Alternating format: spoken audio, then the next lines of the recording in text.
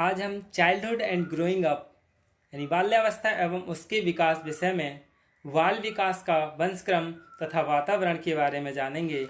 तो आज हम इसके पार्ट 1 में वंशक्रम के बारे में जान लेते हैं। यानी वंशक्रम क्या है।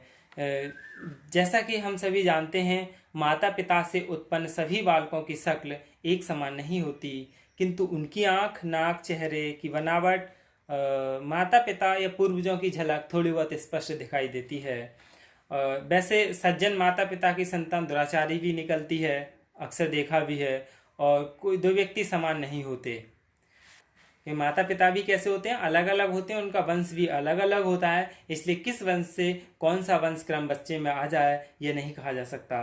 इसके बाद बाल विकास के मतलब बारे में और कुछ भी कह सकते हैं। जैसे वंश क्रम का मतलब है कि जैसे माता पिता होगी वैसी संतान होगी, यानी जैसे माता पिता होंगे वैसी संतान होगी। और इसके विपरीत भी माता पिता बुद्धिमान तथा स्वस्थ हैं तो संतान भी बुद्धिमान तथा स्वस्थ होनी चाहिए। लेकिन इसके अपवाद स्वरूप यानी कभी कभी ऐसे अपवाद भी हैं जो बुद्धिमान माता पिता की मंद बुद्धि संतान भी हुई है और मंद बुद्धि माता पिता के बुद्धिमान संतान भी हुई है। यह एक प्रश्न उठता है कि हमें वंशक्रम के बारे में जान लेना चाहिए कि यह कैसे होता है, क्या होता है। तो वंशक्रम के बारे में वुडवर्थ ने भी कहा है कि वंशक्रम में वे सभी बातें आ जाती हैं जो जीवन का आरंभ करते समय, जन्म के समय नहीं वरन गर्भाधान के समय, जन्म से लगभग 9 माह पूर्व व्यक्ति में उपस्थित थीं, यानी वो सभी आ जाती हैं। इसके बाद दूसरी है H.A. पैटरसन के अनुसार। H.A. पैटरसन ने भी इसके बारे में कहा है कि वंशक्रम की व्याख्या इस प्रकार की जा सकती है कि व्यक्ति अपने माता पिता के माध्यम से पूर्वजों की भी जो भी विशेषताएं प्राप्त करता है वह वंशक्रम कहलाता है। तो हम वंशक्रम के बारे में बहुत अच्छे तरीके से जानेंगे, यानी सरल शब्दों में भी कह सकते हैं इसके बारे में। जैसे हमारे पूर्वजों के शारीरिक और मानसिक तत्व हैं जो हमारे माता पिता द्वारा हमें विरासत में प्राप्त होते हैं। यानी वंशक्रम की विशेषताओं को जीन्स ही अगली पीढ़ी में संक्रांत करते हैं, यानी स्थानांतरित करते हैं। जीव वंशक्रम की विशेषताओं का वाहक है जो किसी न किसी रूप में सदैव संक्रांत होता है, यानी किसी न किसी रूप में चला जाता है। गुणसूत्रों का विभाजन अमीबा की भांति होता है। इन्हें हम उत्पादक कोष कहते हैं।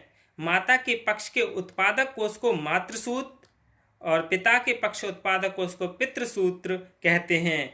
ये सूत्र कोशिका कहलाते हैं। इनमें अनेक जोड़े जीन्स होते हैं। जैसे पैतृकता का निर्वाह करने के लिए मातृसूत्र और पितृसूत्र 23 गुणसूत्र होते हैं, लेकिन किसी किसी ने 24 गुणसूत्रों का भी अस्तित्व माना है। विवाह के पश्चात पति पत्नी में आपसी सहयोग से 23 गुणसूत्रों का सहयोग स्थापित करते हैं और इसके परिणाम स्वरूप संतान होती है जो माता पिता के पक्ष के संतान के वंशक्रम का निर्धारण करते हैं। तो अब हम इनके वंशक्रम के मुख्य सिद्धांत के बारे में जानते हैं। अब हम वंशक्रम के मुख्य सिद्धांत के बारे में, मेन प्रिंसिपल ऑफ हेरिडिटी, यानी सबसे पहले प्रत्यागमन होता है। इससे तात्पर्य है कि संतति में यानी संतान में विपरीत गुणों का पाया जाना है। मंदबुद्धि माता पिता के यहाँ प्रतिभाशाली संतान का होना प्रत्यागमन का उदाहरण है। इसके संबंध में विद्वानों की भी ऐसी धारणा है, यदि वंश सूत्रों का मिश्रण भलीभांति नहीं होता तो मंदबुद्धि पिता के यहाँ प्रतिभाशाली संतान हो जाती। विपरीत अवस्था का परिणाम विपरीत होता है। वंशक्रम को निर्धारण करने वाले 2 प्रकार के गुण हैं, यानी डोमिनेट और यानी रिसीव्स, यानी जो जागृत होते हैं, और सुप्त। ये दोनों प्रकार के गुण संतान में संक्रांति होते हैं। संतति में माता पिता के विपरीत जो विभिन्नता प्रकट होती है वह सुप्त गुणों को जागृत होना होता है। यानी दूसरा है मेंडल का नियम, यानी वंशक्रम का सिद्धांत है। दूसरा है मेंडल का नियम, यानी मेंडल ने चूहों मटरों पर भी प्रयोग किए थे। इन्होंने समान संख्या में छोटी और बड़ी मटरों को बोया। जो मटरें उत्पन्न हुई वे सभी मटरें बड़ी थीं। इसके पश्चात उसने एक वर्ण संकर जाति की मटरों को बोया। इसके परिणाम स्वरूप वर्ण संकर जाति की मटरें हुई, वे बड़ी तथा विशुद्ध थीं। मेंडल मटरों के इस प्रयोग से एक निष्कर्ष पर पहुंचा कि जो गुण जागृत होता है वह सुप्त गुण को समाप्त कर देता है। इस नियम को मेंडल ने 5 मुख्य प्रकार की अप्रत्यागमन कहा है। दूसरा इन्होंने चूहों पर प्रयोग किया था। चूहों पर भी मेंडल के प्रयोग किए। मेंडल ने सफ़ेद तथा काले चूहों को साथ साथ रखा, इसमें काले चूहे उत्पन्न हुए। फिर उसने इन वर्ण संकर चूहों को साथ रखा, इनसे सफ़ेद तथा काले चूहे उत्पन्न हुए। और इसी तरह से और सारे प्रयोग किए थे। तीसरा है उत्पादन सूत्र। उत्पादन सूत्र में यानी फ्रांसीसी गाल्टन ने 1745 में एक विचार प्रकट किया कि बालक भी उतना ही बड़ा है जितना कि उनका पूर्वज।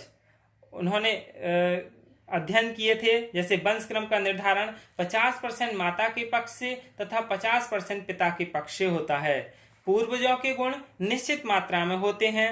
संतति दर संतति यानी संतान से संतान की जो दर है, पीढ़ियां हैं, ये गुण कम होते हैं, जैसे 1/2, 1/4, 1/6, 1/16, 1/32। इस तरह से क्या है, कम होते चले जाते हैं। बीजमैन ने भी गाल्टन के मत का समर्थन किया है और उन्होंने बीज कोष से बताई है। इसके बाद चौथा है गुणों का हस्तांतरण, यानी गुणों का हस्तांतरण। लेमार्क ने कहा है कि अर्जित गुण का संक्रमण भी संतति में होता है। लेमार्क जिराफ की लंबी गर्दन का उदाहरण देते हुए कहा कि वह परिस्थितियों के कारण लंबी हुई है, अब उसकी गर्दन का लंबा होना वंशक्रम का घटक हो गया है। मैकडूगल ने भी इसी प्रकार की धारणा की है। उसने चूहों पर प्रयोग किए। उसने चूहों को एक बड़े टब में छोड़ दिया। उसमें से बाहर निकलने के 2 मार्ग थे, बिजली का प्रकाश वाले मार्ग और हल्का झटका लगता था। झटके से परेशान होकर वे अंधकार वाले मार्ग से बाहर निकलते थे। उसके निष्कर्ष से बातें समझी जा सकती हैं, जैसे पहली पीढ़ी ने 165 बार गलतियां की, फिर 23वीं पीढ़ी ने 25 बार गलती की। इससे उसने ये धारणा बनाई कि कालांतर में अर्जित गुणों का हस्तांतरण अगली संतति में होता है। यानी जब कोई व्यक्ति अपने में गुणों को अर्जित कर लेता है तो उसकी अगली पीढ़ी में वो गुण तो जाते ही हैं, फिर वो अगली जो पीढ़ी है वह भी और नए गुणों को अर्जित करती है। अब वंशक्रम की विधियों के बारे में जान ले। वंशक्रम में की कुछ अध्ययन विधियां हैं, यानी कुछ लोगों ने अध्ययन किया था। पहला है वंश वृक्ष का अध्ययन। इसमें कैसे किया? जूक्स परिवार का डगडेल एवं स्टाबुक ने अध्ययन किया। जूक्स नामक दुराचारी व्यक्ति ने अपनी ही तरह की एक स्त्री से विवाह किया, यानी जब वो दुराचारी था तो दुराचारी ही पत्नी से विवाह किया था। 1720 से 1877 ईस्वी तक इस परिवार में 5 पीढ़ियों में 1000 स्त्री पुरुष उत्पन्न हुए। इनमें से 440 रोगग्रस्त, 355 में मरे, 310 व्यक्तियों ने अनाथालयों की शरण ली, 130 अपराधी घोषित हुए। यहाँ 120 व्यक्ति ऐसे थे जो जीवन यापन की कला सीख पाए। दूसरा है जीवन कथाओं का अध्ययन, यानी जीवन कथाओं के अध्ययन से उन्होंने निष्कर्ष निकाला कि इन जीवन कथाओं से किसी व्यक्ति के जैसे ब्रिटेन में फ्रांसिस गाल्टन ने 977 व्यक्तियों की जीवन कथाओं का अध्ययन किया। 977 व्यक्तियों के समूह में समाज के उच्च कोटि के व्यक्तियों जैसे मंत्री, न्यायाधीश, कलाकार, साहित्यकार आदि को शामिल किया गया। उसने इसी प्रकार 977 व्यक्तियों के दूसरे समूह की जीवन कथाओं का अध्ययन किया। वे व्यक्ति साधारण परिवार से थे। पहले समूह में 977 व्यक्तियों के 535 बुद्धिमान संबंधी थे और दूसरे समूह के केवल 5 ही बुद्धिमान रिश्तेदार निकले। इस प्रकार से गाल्टन ने यह निष्कर्ष निकाला कि बुद्धि का हस्तांतरण संतति दर संतति होता है। इसके बाद मार्टिन क्लीटन नामक व्यक्ति ने भी अध्ययन किया था। उन्होंने एक सैनिक था, इसका संबंध एक मंदबुद्धि स्त्री के साथ हो गया, यानी सैनिक ने मंदबुद्धि स्त्री के साथ संबंध बनाए। इस स्त्री से एक वंश आरंभ हुआ। उसने युद्ध से लौटने पर तीव्र बुद्धि वाली चरित्रवान स्त्री से विवाह किया। यहाँ प्रथम स्त्री से विकसित वंश में 480 व्यक्ति उत्पन्न हुए और 143 मंदबुद्धि, 46 सामान्य, 32 वैश्याएं, 24 शराबी, 36 अवैध संतान, 8 वैश्यालय या संचालक और 3 मृगी के रोगी और 3 घोर अपराधी हुए। एक अन्य स्त्री के वंश में, यानी जो बुद्धिमान थी, उससे संबंध बनाए थे, उसमें 496 व्यक्ति उत्पन्न हुए, जिनमें केवल 5 मंदबुद्धि तथा व्यभिचारी निकले। शेष ने जीवन के प्रत्येक क्षेत्र में उच्च स्तर की सफलता अर्जित की। इसीलिए कहा जाता है कि पत्नी यानी मात्र पक्ष जितना उच्च परिवार से होगा उतना ही उस वंश की अच्छी उच्च प्रगति होगी। इससे रिचर्ड्स के परिवार का अध्ययन भी किया। इस परिवार में प्रथम पत्नी, जो कि बहुत ही उच्च कोटि की थी, कि वंश में सभी व्यक्ति समाज में प्रतिष्ठित प्राप्त करते थे रहे। रिचर्ड्स का संयोगवश पुनर्विवाह एक सामान्य स्तर की महिला से हो गया, यानी ऐसा कुछ संयोग था जिससे कि सामान्य परिवार से हो गया। इसके परिणाम स्वरूप उसका वंश भी सामान्य ही हो गया। तो इसीलिए उच्च मात्र पक्ष भी होना जरूरी है। इसके बाद उच्च प्रजातियों के प्रयोग, इसमें क्या है, एक प्रोफेसर ट्रायोन ने चूहों पर परीक्षण किया। 142 चूहों पर भूल भुलैयों में खाना प्राप्त करने पर विवश किया। उन्होंने इस प्रयोग से निष्कर्ष निकाला कि चूहे भी मानसिक रूप से पृथक पृथक होते हैं। ट्रायोन ने एक और प्रयोग किया। चूहों का प्रयोग विभाजन मंद एवं तीव्र बुद्धि के आधार पर किया। 8 पीढ़ियों तथा उनका अध्ययन किया और निष्कर्ष निकाला कि बुद्धिमान वंश के चूहे बुद्धिमान ही थे। जुड़वा बच्चों पर भी अध्ययन किए। चौथा है जुड़वा बच्चे, जिसमें 2 प्रकार के हैं, समयज और बंधुयज। समयज से मतलब है कि एक डिंब से उत्पन्न बच्चों से है। यहाँ बंधु यमज से अभिप्राय क्या है, उन यमजों से है जो अलग डिंबों से उत्पन्न होती हैं। इन डिंबों से उत्पन्न होने वाली जुड़वा संतान ही बंधु यमज होती हैं। न्यूमैन ने इसके बारे में अध्ययन भी किया।